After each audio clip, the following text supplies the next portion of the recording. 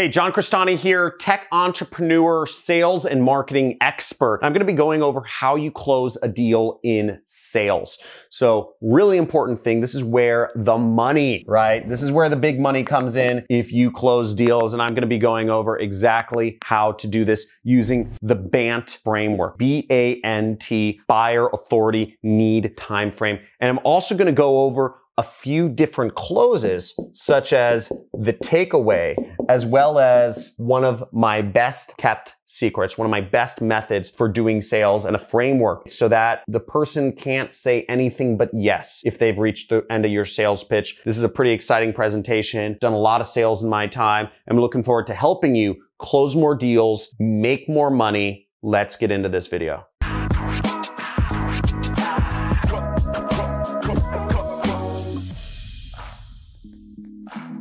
Hey, John Crestani here, online marketer, tech entrepreneur. And my first job was actually doing sales. I was working in a boiler room with mostly guys. Our quota was minimum 100 calls a day. So every day I was pumping out 150 calls a day, right? I'm an overachiever. Don't be lazy, you millennials. And tell me if I call you out. If you're watching this video on your phone, portrait style, and you're sitting there scrolling through the comments, type in I got you. If I got you, flip the phone to landscape mode. Give it your full focus if you really want to learn this information the most. Type in I got you if you got you, and then flip it back to landscape mode. Let's get into this. So first off, buyer. Okay, this is the BANT framework once again, and you can search this online, BANT. But what BANT is: buyer, authority, need, time frame. Why is this important? Well, these are the four main things you need to find out from somebody in order to close them. First off, you need to know, does this person have the money, right? You know, I used to work in investment marketing. The company didn't want to do deals that were under $25,000. Or another way of phrasing that is they only wanted people who could move over at least $25,000 into an investment. So I needed to make sure that the people I was marketing to could spend more than that. If they couldn't spend more than that, it doesn't even matter. So if people don't have the money to spend on your product or service, it doesn't even matter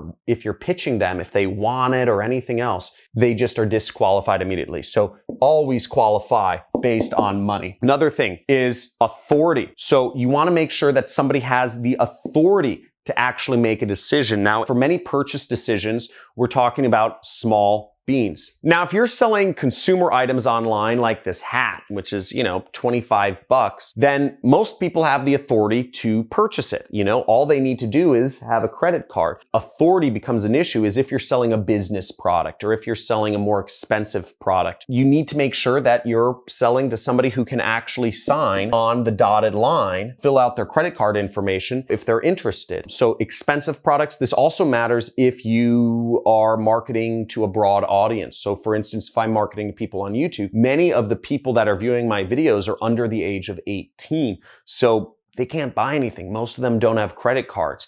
If you are under the age of 18, let me know if you have a credit card in the comments. Type in, you know, your age and yes, if you have a credit card, or your age and no. If you don't have a credit card, I'd be interested in knowing how many people under 18 have credit cards. But that's a real thing. Do you have the authority to buy? Next item is the need. Does the person actually need the product you are selling? Do they need it? Do they want it? They don't have any desire for whatever you're selling somebody. If you're in sales, oftentimes maybe you're talking to a gatekeeper type of person, right? First off, a gatekeeper doesn't have authority to make a buying decision. Maybe you're talking to some sort of employee. Maybe they're just wasting time. Maybe they're just talking to you to waste time on the job, and they don't actually care about purchasing your product or solution that you offer. So you always make sure that they have the need, the want, the desire to use your product. If they don't, you have to create it. You have to either create that want or desire, or you have to move on quickly. And oftentimes in sales, the best thing is to just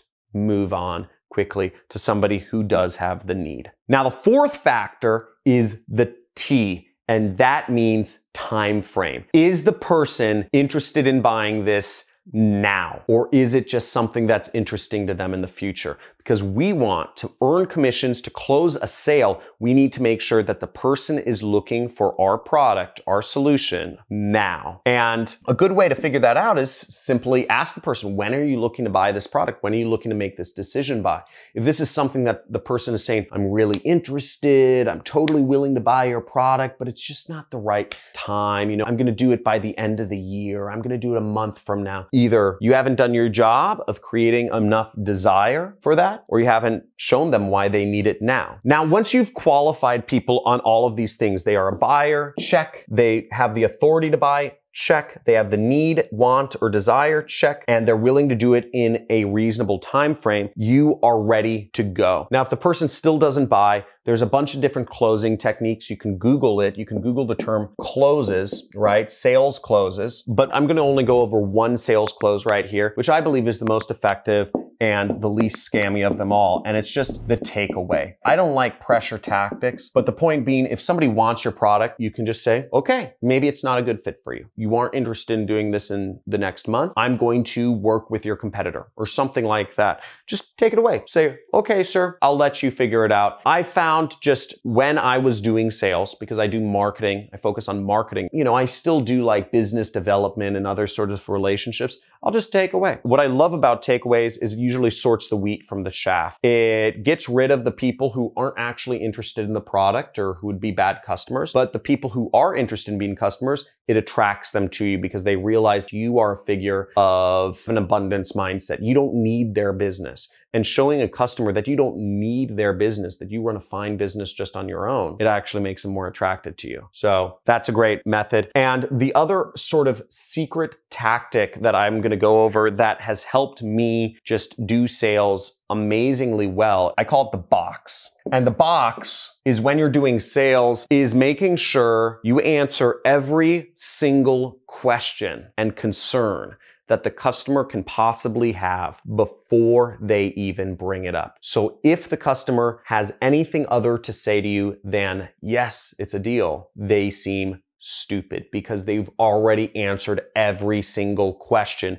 that they could possibly ask. Now, how do we create a box where literally every single reason that a customer can think of is addressed? And the way we do that is we simply address every single objection that the customer can think of. Now, what are reasons why customers don't buy a product or service? Well, we might have, time's not right. We might have customers saying it's too expensive. Down here, we might have another objection that it takes too much time. And what's another objection why people might not buy a typical product or service? They might say they don't trust you. They don't know you well enough yet. So all of these objections, and there could be many more objections in buying a product or a service, but these are sort of broad objections that apply to anything somebody might purchase. You can find ways to address every single one of these objections if you've worked in an industry long enough. They don't trust you. How would you address that objection? Well, you can address that objection by a number of different things. You can block that objection off. You're building a little wall to block that objection off by talking about your credibility. You can talk about your testimonial. So one thing I do, for instance, in my program is people might say, well, they don't know if the product actually works. They don't know if my training course is actually really good. And what I'll do is I'll actually just say, don't listen to me. If you don't trust me, that's fine, but trust the results. And I show them testimonials of some of my students. For instance, just now, check out some of these testimonials of some of my students. That's pretty powerful, right? I have so many students at this point who have gone through my program and making money. It's almost a non-issue, and I've been featured on the news, on Forbes, on Fast Company. I'm a credible person. But again, people don't know that if they've never been exposed to you. Now, if this is your first time being exposed to me, make sure you click the subscribe button, hit the notification bell so you can be aware of future videos. All I talk about is sales and marketing on this channel. Now, another objection you might get for many products is that it's too expensive. And if people are saying that your product is too expensive, then they likely don't know about the other more expensive ways of solving that problem. An example might be for a weight loss pill, right? There are a lot of natural weight loss remedies that work very well, but the public doesn't know about them too well. Most of the public thinks that getting surgery, liposuction, or some sort of lap band or some sort of thing like that, which is very expensive, hundreds or thousands of dollars, is a better solution. You can combat this by giving people evidence that your product is actually very cheap. So just say, hey, my product may cost $100, but if you were to get liposuction surgery, that costs $10,000. Or you could say, my product costs $100, but if you were to actually go to a gym and hire a personal trainer, you're gonna be spending $200 a month, which is thousands of dollars a year. So you give people comparisons and you say, instead of spending $200 a month, just spend $100 with my company. You need to give people reasons to show them, to combat whatever their objections are. Too expensive? Give people examples of why your product's not expensive. Compare it to the competition, compare it to other solutions that are more expensive to show people. So as you see, we're starting to build a box here. Now let's go on. So we could talk about the timing's not right. You know, whatever product or service you're selling, you can give evidence for why the timing is right. And if people think it takes too much time to use your product or service,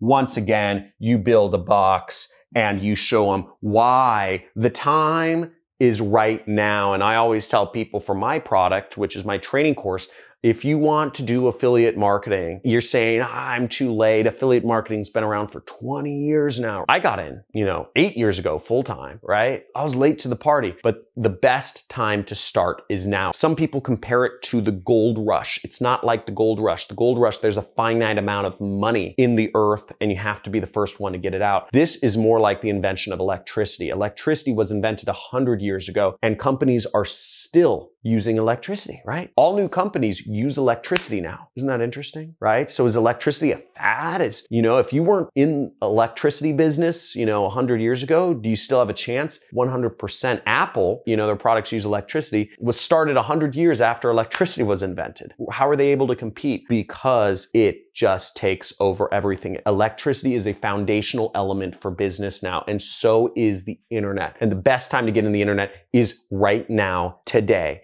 It's only going up. It's only going to get harder. You have so many advantages right now. So get started with affiliate marketing. Subscribe to this channel. Join these communities. If you're ready, type in I'm ready in the comments below and join our community. We have a Discord channel now, so you can chat with other people. We have a subreddit and we have a Facebook group because I get about 2 million messages every single day from people asking me to mentor them or help them or hold their hand and hug them and tell them they're a beautiful little snowflake of a human being. And you know what? I can't respond to 2 million people every day. So that's why we created communities where we can all help each other learn and grow. Watch my videos, subscribe to my channel, and talk to you soon.